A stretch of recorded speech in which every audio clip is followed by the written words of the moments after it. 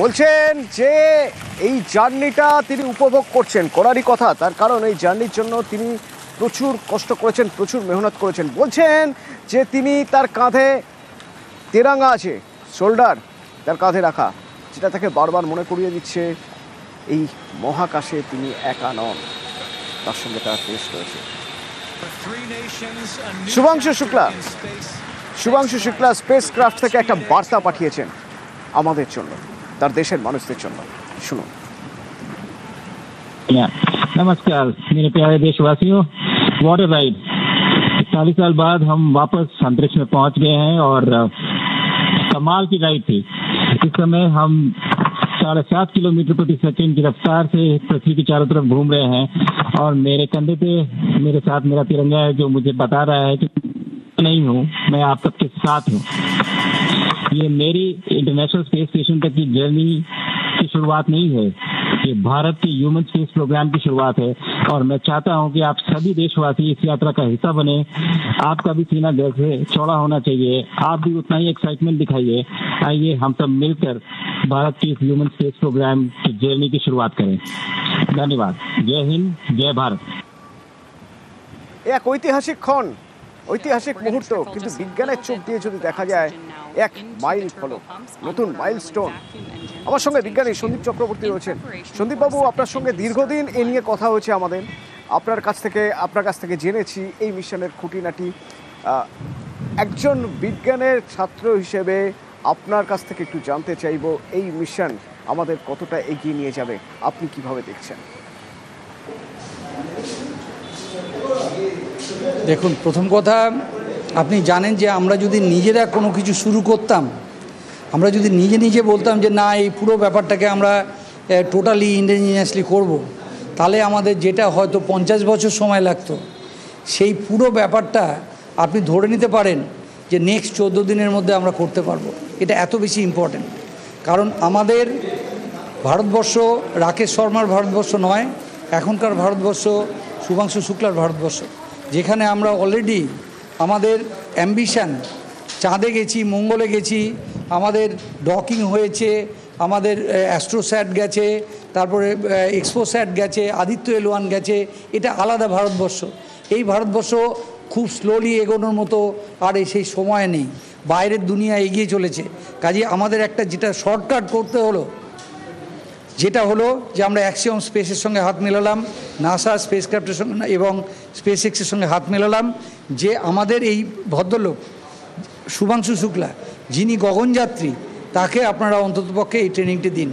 এবং তার জন্য যে আমাদের প্রাইম মিনিস্টার 2023 সালে গিয়ে চুক্তি করে এলেন, এবং তাতে আমাদের যে এক্সচেঞ্জ পড়লো 550 কোটি টাকা, এটা অ্যাবসলিউটলি নাথিং আপনি মনে করতে পারেন, কারণ উনি তার বদলে যে এক্সপিরিয়েন্সটা গ্যাদার করবেন। মানে এই মিশন গগনযানের প্রথম মিশন গগনযানের আমাদের প্রথম পদক্ষেপ শুরু হয়ে গেল Axiom-4 এর হাত ধরে। অ্যাবসলিউটলি, মানে সেটা আমরা নিজেদের করলে যেটা 50টি বছর লাগতো, সেটা নেক্সট 14 দিনে আমরা সেই এক্সপিরিয়েন্সটা গ্যাদার করব। ফলে গগনযান আমাদের কাছে এখন প্রচণ্ড মানে লক্ষ্যবস্তু হয়ে দাঁড়িয়েছে, নিকট লক্ষ্যবস্তু হয়ে দাঁড়িয়েছে, যেটা আমাদের পক্ষে অ্যাচিভেবল, যেটা আমরা অ্যাচিভ করতে পারবো। এবং যেটা মনে করুন লেফট টু আওয়ার সেলফস, যদি আমরা বলতাম না নিজেরা যাব, সেটা করতে আমাদের, আমি বলছি তো, প্রায় মিনিমাম 50 বছর লাগতো। ফলে এটা ভারতবর্ষের মহাকাশের গবেষণা। সন্দীপবাবু, একটু সঙ্গে থাকুন। গর্বিত মা বাবা, উচ্ছ্বাসে চোখ দিয়ে জল বেরিয়ে এসেছে তাদের বক্তব্য একটু শুনবো। প্লিজ সন্দীপবাবু, সঙ্গে থাকুন একটু। करते हैं कि मतलब उसने हम लोगों ने किया ये, हम उसके वादे थे और मिशन उसका सक्सेसफुल रहा। ये अबू भी हो गए थे उस समय, अभी ईश्वर पे कृपा है। खुशी के आंसू है, खुशी के आंसू है, एक दुख के आंसू नहीं है, दिल की धड़कन है, खुशी के आंसू है, कोई दिक्कत नहीं है। बहुत ज्यादा इमोशनल हो गए थे, बच्चे को देख के तो लगता है थोड़ा सा। बाकी खुशी है, बहुत खुशी है। সন্দীপবাবু, এই জার্নিটা শুরু হলো, আমরা দেখলাম প্রায় 26 মিনিট হয়ে গেছে, অতিক্রান্ত হয়েছে, জার্নি শুরু হয়েছে। এই জার্নি শেষ হবে কাল বিকেলে, ভারতীয় সময় অনুযায়ী কাল বিকেলে, যখন ইন্টারন্যাশনাল স্পেস স্টেশনে এই স্পেসক্রাফটটি ডক করবে। এই মাঝখানের জার্নিটা একটু আপনার থেকে জানতে চাইবো, এটা ঠিক পর কোন লেয়ার পার হয়ে কিভাবে পৌঁছচ্ছে? দেখুন, প্রথম কথা, এটা অলরেডি আমাদের এয়ার মানে যেটাকে আমরা বলি মহাকাশে ঢুকে পড়েছে। এবার ঢুকে পড়লে শুধু হবে না, দুজনের ভেলোসিটি, দুজনের ট্র্যাজেক্টরি, অরবিট কিন্তু টোটালি আলাদা। আপনাকে উদাহরণ সহকারে ব্যাখ্যা করছি যে যদি একটা মনে করুন ইন্টারন্যাশনাল স্পেস স্টেশন একটা পার্টিকুলার অরবিট দিয়ে যাচ্ছে এবং সেটা 28,000 কিলোমিটার/ঘন্টায় যাচ্ছে, এই যে স্পেস স্টেশনটি পাঠালাম সেটা তার থেকে এখনও অনেক আসতে যাচ্ছে, তার স্পিড ধীরে ধীরে বাড়ানো হবে। তার সঙ্গে অলরেডি প্রোপেলেন্ট সমেত যে আপনি দেখেছেন যে মডিউলটা যাচ্ছে, ওপরটা ক্যাপসুল, নিচেরটাকে বলি আমরা ট্রাঙ্ক, তাতে কিন্তু একটা প্রোপালশন মডিউল আছে। তার দুটো কাজ আছে, একটা হচ্ছে এটাকে অ্যাক্সিলারেট করা, দুটো হচ্ছে এর অরবিটটাকে ইন্টারন্যাশনাল স্পেস স্টেশনের অরবিটের সঙ্গে অ্যাবসোলুটলি অ্যালাইন করা। এই অ্যালাইনমেন্টটা যতক্ষণ না এক্স্যাক্ট হচ্ছে ততক্ষণ পর্যন্ত ডকিংয়ের কোনো প্রশ্ন আসছে না, কারণ দুজনেরই পার গ্রাম বেসিসে যেন মোমেন্টাম, ফরওয়ার্ড মোমেন্টাম যেন সেম থাকে। আচ্ছা, তাহলে কালকে এই পর্যন্ত যে 28 ঘন্টা টাইম দেওয়া হচ্ছে, ডিস্টেন্স কিন্তু বেশি না, ডিস্টেন্স কিন্তু মাত্র 400 কিলোমিটার উঁচুতে, এটাকে লো আর্থ অরবিট বলে। কিন্তু ইন্টারন্যাশনাল স্পেস স্টেশন প্রত্যেক 93 মিনিটে একবার করে পৃথিবী ঘুরছে, আর এ সবে উঠেছে, ধীরে ধীরে উঠতে শুরু করেছে। এমন একটা অরবিট চুজ করা হয়েছে যে অরবিটে এই যখন আটলান্টিক ওশানের ওপরে গিয়ে পৌঁছবে কালকে, সেই সময়তে গিয়ে ইন্টারন্যাশনাল স্পেস স্টেশনও গিয়ে সেই অরবিটে গিয়ে পৌঁছবে। এই যে স্টেশনটি আপনি দেখুন, যদি আমি দেখাই, এই স্টেশনটা এই সামনের দিকে মুখ করে পৃথিবীকে প্রদক্ষিণ করছে। আচ্ছা, আর এর ঠিক 400 মিটার নিচে গিয়ে উপস্থিত হবে কালকে দুপুর 2:02 নাগাদ আমাদের এই শুভাংশু শুক্লার যে স্পেস এক্স যে রকেটটি অ্যাক্সিওম 4 মিশনের 400 মিটার নিচে দিয়ে যাবেন এবং অ্যাবসোলিউটলি সিনক্রোনাইজড ওয়েতে যাবেন। সিনক্রোনাইজড ওয়েতে কেন? এতটুকু যেন রিলেটিভ ভেলোসিটি না থাকে।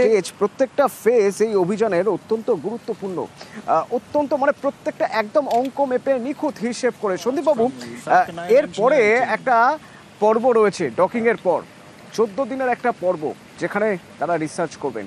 ঠিক কোন কোন বিষয়গুলো নিয়ে রিসার্চ করবেন তারা? দেখুন, প্রথম ডকিংয়ের পরে তাদেরকে তো ওয়েলকাম করা হলো, সমস্ত জায়গা নিয়ে প্রোটোকল বোঝানো হলো, কারণ তারা প্রথম, প্রত্যেকেই কিন্তু যারা যাচ্ছেন তারা ইন্টারন্যাশনাল স্টেশনে এসে প্রথম, তাদের পাওয়ার কোথা থেকে আসছে, তাদের নিজস্ব ল্যাবরেটরি কোন কোন জায়গাতে দেওয়া হয়েছে সেগুলো বোঝানো হলো। মনে করুন যে কালকে হোল্ডে চলে যাবে এই করতে।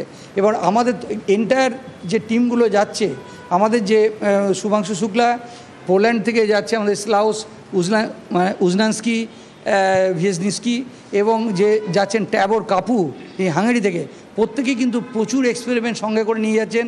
টোটাল এক্সপেরিমেন্ট প্রায় 60খানা, 60, তার মধ্যে ভারতবর্ষের আছে 7খানা মাত্র, 7, এবং এর প্রত্যেকটাই মাইক্রোগ্র্যাভিটি সংক্রান্ত।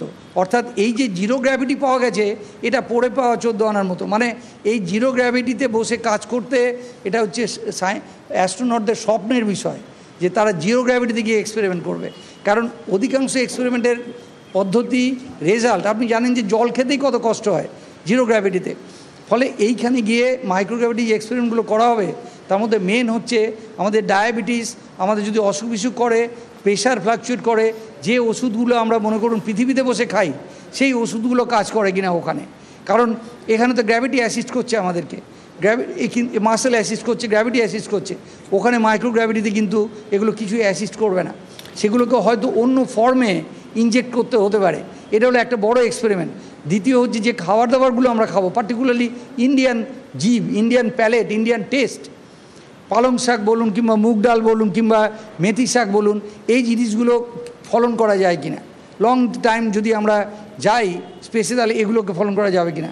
আর হচ্ছে অক্সিজেন সাপ্লাই, প্লাস অনেক সময়তে কী হয় দেখবেন অ্যালজাই, কিছু কিছু আছে সামুদ্রিক শ্যাওলা, সেগুলোকেও কিন্তু প্রচণ্ড প্রোটিন পাওয়া যায় এবং প্রচুর খাওয়া দাওয়া, মানে ভিটামিন প্রোটিনের একদম ভর্তি, সেগুলোকে নিয়ে যাওয়া হচ্ছে, সেগুলো খাওয়া দাওয়া হবে। আমাদের একটা স্পেশাল যেটা আছে, মনে করুন রাকেশ শর্মার কাছে সেটা খুব ফেভারিট ছিল, যে উনি বলেছিলেন যে না, আমি ইয়োগা প্র্যাকটিস করব মহাকাশে গিয়ে, এবং তাতেই দেখাবো যে আমরা নর্মাল এক্সারসাইজের থেকে ইয়োগা এক্সারসাইজ করলেও আমরা সুস্থ থাকতে পারি।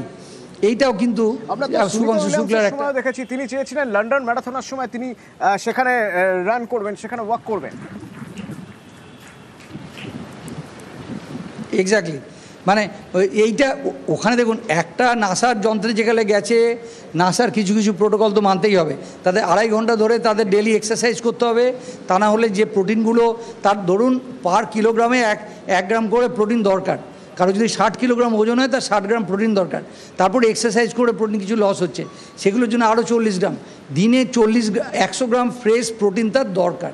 এবার তার জন্য যে এক্সারসাইজ নার্সে যেটা প্রেসক্রাইব করে দিয়েছে সেইটা করতে হবে। আপনি বলতে পারেন না আমি ওটা না করে আমি ইয়োগা করব, কিন্তু ইয়োগা করার যে সেটা উনি অবশ্যই প্র্যাকটিস করবেন।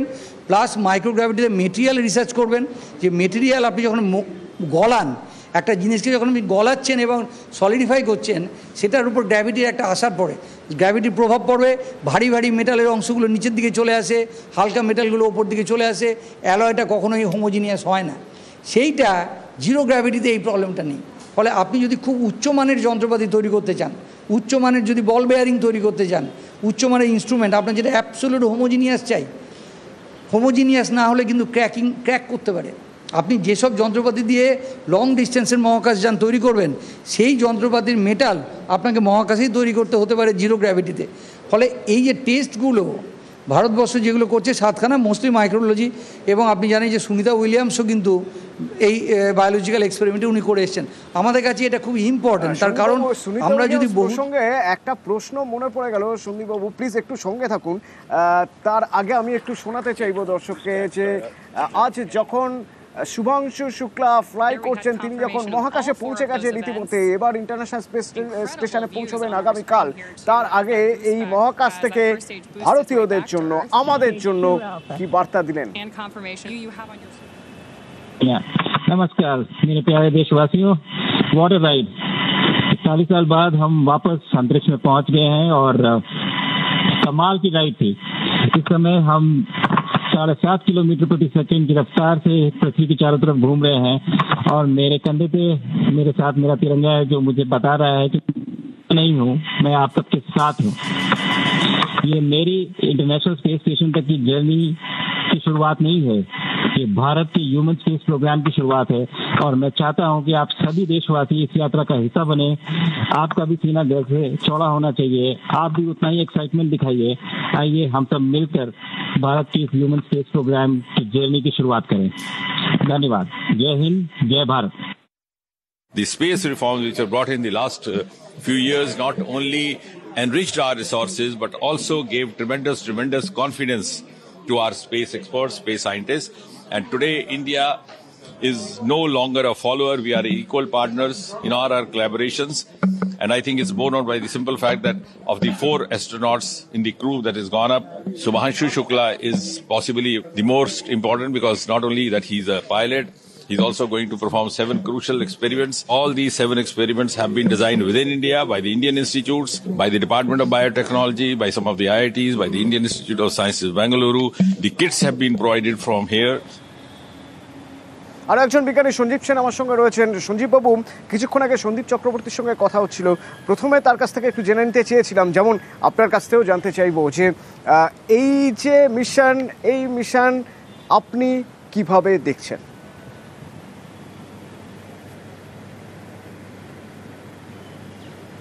না, এটা একটা ভারতবাসীর পক্ষে অত্যন্ত গর্বের দিন যে রাকেশ শর্মার মহাকাশ অভিযানের পর 41 বছর পর আমাদের একজন ভারতীয় শুভাংশু শুক্লা, যিনি ইন্টারন্যাশনাল স্পেস স্টেশনে যাবেন এবং তার সাথে 3 জন মহাকাশচারী যাবে, যার মধ্যে পেগি হুইস্টনের মতো অভিজ্ঞ মহাকাশচারী রয়েছেন। তাদের সাথে কাজ করবেন, 7খানা গবেষণা করবেন এবং 14 দিন বাদে আবার ফিরে আসবেন। এবং এই অভিজ্ঞতাটা আবার কাজে লাগিয়ে 2027 সালের শুরুতে গগনযান মিশন হবে, যেখানে আবার শুভাংশু শুক্লা সেই পাইলটের ভূমিকাই পালন করবেন যতদূর এখনো পর্যন্ত জানা আছে। এবং ভবিষ্যতে ইসরোর যে অন্যান্য প্ল্যান, প্রোগ্রাম, পরিকল্পনা, যেমন 2035 সালের মধ্যে একটা অন্তরিক্ষ মহাকাশ স্টেশন, অর্থাৎ ভারতের নিজস্ব মহাকাশ স্টেশন, ইন্টারন্যাশনাল স্পেস স্টেশনের মতো তৈরি করার যে পরিকল্পনা রয়েছে, তাতেও এটা সাহায্য করবে। চন্দ্রযান 4 মিশন এবং গগনযান মিশন সবের ক্ষেত্রেই কিন্তু এর একটা ফার্স্ট হ্যান্ড পদক্ষেপ বা বলা যেতে পারে যে এই ধরনের মহাকাশ যাত্রা এবং তার সঙ্গে সম্মিলিত যে সমস্ত গবেষণা রয়েছে সেই গবেষণা। সঞ্জীববাবু, আরেকটা অত্যন্ত গুরুত্বপূর্ণ জায়গা আমার মনে হলো যে আমরা বারবার বলছি 40 বছরের কথা, কিন্তু এই 40 বছর আগে রাকেশ শর্মা আর এখন শুভাংশু শুক্লা, এর মাঝে একটা এফোর্ট, একটা কালেকটিভ এফোর্ট, বহুদিনের একটা চর্চা, বহুদিনের একটা অধ্যাবসায় বিভিন্ন বিজ্ঞানীদের রয়ে গিয়েছে, যার জন্য আজ 40 বছর পরে মহাকাশে গিয়েছিলেন তখন রাকেশ শর্মার, এবার প্রথম ইন্টারন্যাশনাল স্পেস স্টেশনে পা রাখছেন কোনো ভারতীয়। এর মাঝে আমাদের মহাকাশ বিজ্ঞান ঠিক কতটা এগিয়েছে?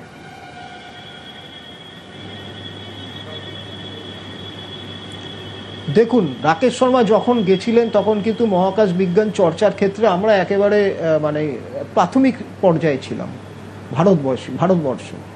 এখন কিন্তু ইসরো স্টেপ বাই স্টেপ যেভাবে এগাচ্ছে তাতে কিন্তু মানে বলা যায় যে পৃথিবীর পঞ্চম দেশ হিসাবে আমরা যদি বলি তাহলে সেটা ভুল বলা হবে না। অর্থাৎ USA, America, Russia, Japan, China এবং ইউরোপিয়ান স্পেস এজেন্সির পরেই কিন্তু ভারতবর্ষ রয়েছে। যেমন উদাহরণ দিলে বোঝা যাবে যে আমরা কিন্তু স্টেপ বাই স্টেপ এগাচ্ছি। যেমন ধরুন আমাদের যদি নিজস্ব ইন্টারন্যাশনাল স্পেস স্টেশন তৈরি করতে হয় 2035 সালে, তাহলে এইভাবেই ডকিং করতে হবে যেভাবে আজকে ইন্টারন্যাশনাল স্পেস স্টেশনে অ্যাক্সিয়ম 4 ক্রু ড্রাগন গিয়ে ড্রপ করবে এবং আনডকিং করতে হবে। এটা কিন্তু ইসরো কয়েকদিন আগেই এই একটা মিশন করেছিল যেটার নাম ছিল স্পেডেক্স, মানে স্পেস ডকিং এক্সপেরিমেন্ট। সেখানে কিন্তু দুটো ছোট্ট স্যাটেলাইটকে এরকম ডকিং আনডকিং করানো হয়েছিল 430 ফুট পৃথিবী থেকে 430 ফুট উচ্চতায় একটা সার্কুলার অরবিটে। এবার একটা প্যারাবলিক অরবিটে আবার এই স্পেডেক্স 2 বলে একটা মিশন করাবে ডকিং আনডকিং এই প্রক্রিয়াটা। এটা কেন করানো হচ্ছে? যে ভবিষ্যতে যাতে আমাদের ভারতীয় অন্তরিক্ষ স্টেশন যদি তৈরি হয় তখনও তো সেই একই কাজ করতে হবে এবং সেটা তো ভারতীয় মানে ইন্ডিজিনাস মেথডই করতে হবে। ফলে এখন কিন্তু সারা বিশ্ব এবং ভারতবর্ষ, সারা বিশ্ব বলতে এখানে NASA, European space agency, Japan, China, Russia এবং ভারতবর্ষ, এরা কিন্তু এদের সঙ্গে কিন্তু তাল মিলে ভারতবর্ষ এগিয়ে চলেছে এই দেশগুলোর সাথে এবং স্টেপ বাই স্টেপ এগাচ্ছে। ঠিক সঞ্জীববাবু, গগনযান মিশনের কথা যদি চিন্তা করি, আমাদের প্রত্যেকটা মানুষ ভারতীয় হিসেবে আমরা গর্বিত যে আমরা কতটা এগিয়ে গিয়েছি। আমরা অবশ্যই গর্বিত শুভাংশু শুক্লার জন্য, এবং একটা তাৎক্ষণিক রিয়াকশন দেখা যাচ্ছে, চতুর্দিকে প্রচুর মানুষ উচ্ছ্বাস প্রকাশ করছেন। কিন্তু পাশাপাশি এটাও সত্যি, আমরা জানি খুব ভালো করেই এরপরেই কিছুদিনের মধ্যেই কিছু মানুষ এটাও বলতে শুরু করবেন যে মহাকাশ বিজ্ঞান, মহাকাশ গবেষণা কতটা জরুরি, আমাদের দৈনন্দিন কাজে কতটা লাগছে। যে দেশে এত প্রভার্টি লাইনের, বিলো প্রভার্টি লাইন এত মানুষ রয়েছেন, যে দেশের এখনও পর্যন্ত জিডিপি সেই জায়গায় পৌঁছয়নি যেখানে আমরা বলতে পারি যে আমাদের দেশের অর্থনীতি এতটাই মজবুত যে প্রতিটা মানুষ দুবেলা দুমুঠো খাচ্ছে এবং কিছুটা সাশ্রয় করার সুযোগ পাচ্ছে, সেখানে মহাকাশ বিজ্ঞানে গবেষণা করা বা সেখানে এই শুভাংশু শুক্লার ইন্টারন্যাশনাল স্পেস স্টেশনে পৌঁছানো কতটা গুরুত্বপূর্ণ, এ প্রশ্নও উঠবে। তো আগে থেকেই সেজন্য আপনার থেকে জেনে নিচ্ছি যে এই প্রশ্নের জবাব কি হবে।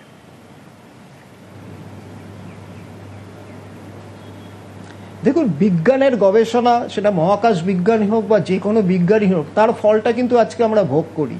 আমাদের যে দৈনন্দিন জীবন সহজ সরল হয়েছে, আজকে আমরা ইন্টারনেট ইউজ করছি, আজকে আমরা মোবাইল ইউজ করছি, আজকে আমরা এলইডি বাল্ব ইউজ করছি। হ্যাঁ, আমাদের দৈনন্দিন জীবনে প্রত্যেকটা জিনিস, মানে প্রত্যেকটা আমাদের লাইফস্টাইলের সঙ্গে ওতপ্রোতভাবে কিন্তু এই গবেষণালব্ধ ফলই জড়িত আছে। আমি আজকে যে গবেষণা করব তার আউটকাম হিসেবে ভবিষ্যতে কি পাবো এবং এক্স্যাক্টলি তাতে কতটা উপকার হবে সেটা কিন্তু এই 550 কোটি টাকা খরচ করে পাঠাচ্ছে সেই তার নিরিখে বিচার করলে হবে না। এটা দেখতে হবে যে 10 বছর বাদে বা 20 বছর বাদে বা 50 বছর বাদে আমরা এর কী ফল পেতে পারি। সুতরাং বিজ্ঞানের গবেষণার জন্য যদি আমি অর্থ ব্যয় না করি তাহলে কিন্তু আমরা কখনই অগ্রসর হতে পারবো না এবং আমাদের যে দৈনন্দিন জীবনের যে লাইফস্টাইল বা যে সহজ সরল জীবনযাত্রা সেটা কিন্তু কখনোই আমরা অ্যাচিভ করতে পারবো না। সুতরাং ওইভাবে ভাবলে কখনো হয় না। যে কোনো বিজ্ঞানের গবেষণার জন্য অর্থ ব্যয় কিন্তু সেটা ভবিষ্যতে মানুষের জীবনযাত্রাকেই সুগম করে এবং সেই কথা চিন্তা রেখেই পৃথিবীব্যাপী এই ধরনের শুধু মহাকাশ গবেষণা বা অন্যান্য সব ধরনের গবেষণা হয়ে চলেছে। ধন্যবাদ সঞ্জীব বাবু। नमस्कार मेरे प्यारे देशवासियों, वाटर राइड 40 साल बाद हम वापस अंतरिक्ष में पहुंच गए हैं और कमाल की राइड थी। इस समय हम 7.5 किलोमीटर प्रति सेकंड की रफ्तार से पृथ्वी के चारों तरफ घूम रहे हैं और मेरे कंधे पे मेरे साथ मेरा तिरंगा है जो मुझे बता रहा है कि नहीं हूँ, मैं आप सबके साथ हूँ। ये मेरी इंटरनेशनल स्पेस स्टेशन तक की जर्नी की शुरुआत नहीं है, ये भारत के ह्यूमन स्पेस प्रोग्राम की शुरुआत है और मैं चाहता हूं कि आप सभी देशवासी इस यात्रा का हिस्सा बने।